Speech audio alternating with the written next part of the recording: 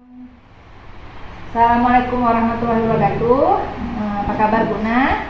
Alhamdulillah baik. Ini jumpa lagi kita setelah kemarin proses observasinya udah berlangsung beberapa bulan yang lalu. Sekarang kita masuk ke percakapan pasca observasi. Jadi kan tujuan dari percakapan ini mau untuk menggali untuk melakukan refleksi lah terhadap proses pembelajaran berlangsung, apakah berjalan lancar, baik dan sebagainya untuk perbaikan pembelajaran ya. Jadi sebelumnya nih gimana kabarnya Bu? Nah, Alhamdulillah sehat. Alhamdulillah ya. Sedikit yang mau saya tanyakan, gimana perasaan Bu Na ketika kemarin dulu itu proses pembelajarannya ada saya di kelas melakukan observasi, gimana perasaannya? Ya pertama sekali memang agak terasa menegangkan, tapi alhamdulillah berjalan dengan baik, berjalan dengan lancar. Ya, alhamdulillah, karena biasa kita ngajar nggak dilihat orang nih, dilihat orang, jadi mungkin agak beda suasana ya. Alhamdulillah lah kalau berjalan baik. Jadi bisa nggak Ibu ceritakan sedikit proses model pembelajaran seperti apa yang telah kemarin Ibu terapkan untuk kita nih, kan karena udah lama ya, jadi di flashback kembali pembelajarannya seperti apa kemarin? Pembelajarannya itu dengan menggunakan model pembelajaran Gallery Walk. Jadi pertamanya saya merancang perangkat pembelajaran dengan menggunakan model pembelajaran Gallery Walk, yaitu kalau dalam bahasa Inggris itu yang pertama dari pengetahuannya dulu, yaitu menganalisis fungsi-fungsi sosial teks dan juga menentukan generic structure-nya. Untuk yang konsepnya. Sedangkan untuk yang keterampilannya kita mengambil di unsur-unsur kebahasaan dalam satu buah teks. Oke. Jadi Ibu ngambil unsur-unsur kebahasaan ya. Jadi Ibu mengambil model pembelajaran Gallery Walk ya. Jadi antusias anak-anak gimana Bu dengan pembelajarannya seperti itu? Dengan kita merancang pembelajaran model pembelajaran Gallery Walk, jadi anak-anak merasa sangat termotivasi. Mereka juga merasa senang dan keikutsertaan mereka dalam proses diskusi di dalam kelas. Jadi berjalan sangat baik ya, kalau kita bilang seperti itu ya, menyenangkan proses pembelajarannya. Jadi siswa terlibat aktif ya. Ya. Jadi baik sekali. Kalau memang kemarin saya lihat juga siswa setelah duduk berkelompok itu membuat tugas, mereka mau tampil untuk ke depan untuk mempresentasikan dan menempelnya di wall ya. Ya. Jadi pertama saya juga bingung apa Gallery Walk, rupanya tugasnya itu ditempel di dinding, jadi bisa semua peserta itu bisa melihat, memperhatikan tugas teman lain yang telah ditempelkan ya. Menurut Ibu, kan tadi Ibu bilang kalau yang mau Ibu ukur itu tadi fungsi sosial teks dan general structure-nya ya, kalau untuk konsepnya. Sedangkan untuk di keterampilannya tuh unsur-unsur kebahasaan yang mau Ibu ukur ya. Setelah dengan model pembelajaran tadi itu kira-kira tercapai nggak tujuan yang ingin Ibu ukur? Sejauh mana terukurnya tuh sejauh mana? Alhamdulillah ya, bisa kita lihat karena kemampuan mereka dalam mempresentasikan dalam seperti di fungsi sosial, dengan adanya mereka mengerjakan kelompok, jadi mereka itu bisa menentukan fungsi sosial dari sebuah teks yang kemarin saya ambil, teks announcement. Jadi setelah mereka mendiskusikan dengan anggota kelompoknya, mereka bisa menentukan fungsi sosial dari teks announcement itu apa gitu. Jadi mereka menuliskannya di Gallery Walk. Nah setelah itu mereka menentukan ciri-ciri kebahasaan dari teks itu, seperti itu. Jadi tujuannya tercapai ya. Alhamdulillah kalau begitu. Jadi suatu model yang kita menemukan suatu model yang baru yang bisa diterapkan di sekolah kita. Karena kan kalau model-model pembelajaran kadang di sekolah kita bagus, sesuai. Di sekolah lain belum tentu ya kan. Jadi ini mungkin bisa saja kita terapkan untuk materi-materi yang lain, bahkan bisa untuk mapel yang lain ya Bu Naya. Jadi kira-kira selama kemarin pembelajaran berlangsung, apa masih ada nggak kendala dalam proses pembelajaran yang Bu lakukan kemarin?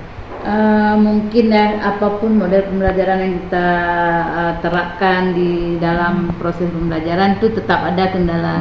Misalkan masih ada anak-anak yang belum mampu atau mereka tidak bisa bekerja dalam kelompok, mereka duduk saja, kadang terlihat mengantuk. Itu mungkin ada 1 atau 2 orang di antara mereka yang mungkin belum bisa bekerja sama dengan baik. Nah, seiring dengan itu kita sebagai guru juga memotivasi terus mereka supaya mereka langsung bisa bekerja dengan kelompok, bisa bekerja sama dengan baik gitu. Dan di kendala di lain mungkin mereka dalam mempresentasikannya belum bisa menggunakan bahasa Inggris dengan baik, itu sudah pasti ya. Mungkin hanya beberapa siswa yang mereka sudah mampu bekerja dengan baik. Nah, jadi lebih dari itu mungkin mereka masih kurang dalam mempresentasikannya gitu. Karena kan setelah mereka menempelkan, mereka harus mempresentasikan hasil kerja kelompok mereka. Nah, mungkin kesulitan mereka adalah di vocabulary-nya dalam presentasi. Kita karena kan nggak terbiasa ngomong bahasa Inggris, begitu disuruh ngomong bahasa Inggris agak kagok-kagok ya siswanya ya. Terus kepercaya dirinya mungkin ada yang kurang ya. Betul. Jadi seperti itu ya. Bagus sekali Bu. Nah, jadi kan saya lihat Bu bisa mengukur nih, oh ternyata dalam kemarin pembelajaran ada beberapa orang siswa yang masih belum aktif, dan usaha Bu tadi seperti yang Bu katakan, Bu akan terus memotivasi siswa-siswa tersebut biar lebih semangat lagi belajar. Mau kita bilang memang susah kalau untuk 100% mengaktifkannya kan, tapi dari yang Bu sampaikan, saya lihat usaha untuk terus memotivasi siswa itu sangat bagus ya. Bu bagaimana Bu menyusun kelompok belajar Bu maksudnya peserta didiknya itu bagaimana Bu kelompokkan? Kan tadi ada yang nggak aktif tuh, apa Bu mencampurkan yang teman yang aktif sama yang nggak aktif tuh, dia memotivasi itu bagaimana Bu dalam bagi kelompoknya? Karena kemarin saya lihat pembelajarannya berkelompok. Ya, ada 3 domain konten di peserta didik itu adalah peserta didik yang pemahamannya tinggi, peserta didik dengan pemahaman sedang, peserta didik dengan pemahaman rendah. Jadi dalam menentukan kelompok itu kita variasikan mereka, karena kalau misalnya mereka memilih yang pintar-pintar saja duduk satu kelompok, mungkin kelompok yang lainnya tidak berjalan dengan baik kan. Jadi ini istilahnya kita campur, kita pilih dengan cara acak atau menentukan nomor gitu. Jadi mereka tidak memilih kawannya sendiri yang pintar-pintar satu kelompok atau yang siswa dengan model belajar mereka kecepatan tinggi, kecepatan sedang, dan kecepatan rendah tuh seperti itu. Jadi dicampur, kita acak aja. Jadi setiap pembelajaran Bu akan mencampurkan. Ya, karena sebelumnya kan kita sudah melakukan tes diagnostik. Jadi kita sudah tahu kemampuan dasar anak dalam berbahasa Inggris. Jadi ada 3 level itu. Jadi nanti kita campur aja, kita istilahnya kita embed juga mereka itu biar tidak memilih yang sama level gitu kan. Nah, seperti itu. Kalau menurut yang ilmiah, misalnya sepengetahuan saya juga dalam menyusun kelompok seperti itu ya, biar teman-teman yang bisa memotivasi rekan-rekannya ya. Kalau kedepannya Bu akan melakukan pembelajaran inovasi yang bagaimana lagi ke depan? Kira-kira ada pembelajaran yang lebih inovasi lagi? Insya Allah kita selalu ya berupaya melakukan pembelajaran yang terus berkembang, disesuaikan dengan perkembangan zaman, dan anak juga seperti itu. Mereka harus belajar lebih, mereka harus belajar sesuai dengan keadaan mereka saat ini. Jadi mungkin lebih ke blended learning itu yang akan saya terapkan di mereka, itu perpaduan antara teknologi dengan yang konvensional. Berarti Bu kedepannya akan menambahkan inovasi, misalnya teknologi ke dalam ya, pembelajaran. betul tuh. Kadang kan anak-anak sekarang zamannya udah gadget ya kan, jadi bisa kita kombinasikan, nggak cuma sekedar mendengarkan. Jadi kira-kira kapan rencananya itu Ibu realisasikan tahapannya untuk blended learning itu? Dan mungkin akan dilaksanakan di pertemuan selanjutnya. Gitu. Mulai Bu berarti nanti di modulnya mulai Bu sisipkan ya, menggunakan perangkat apa, medianya apa, seperti itu. Baik Bu, menarik sekali percakapan kita hari ini.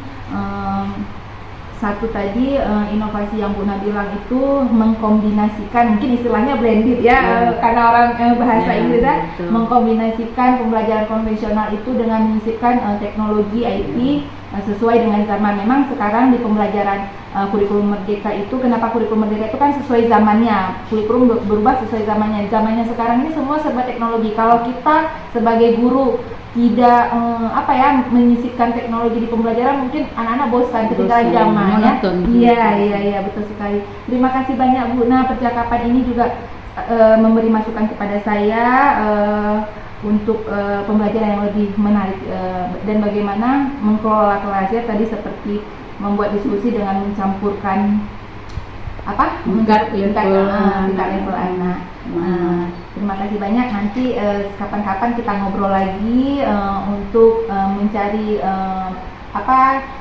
inovasi yang baru di pembelajaran. Saya akhiri. Assalamualaikum warahmatullahi wabarakatuh. Waalaikumsalam warahmatullahi wabarakatuh.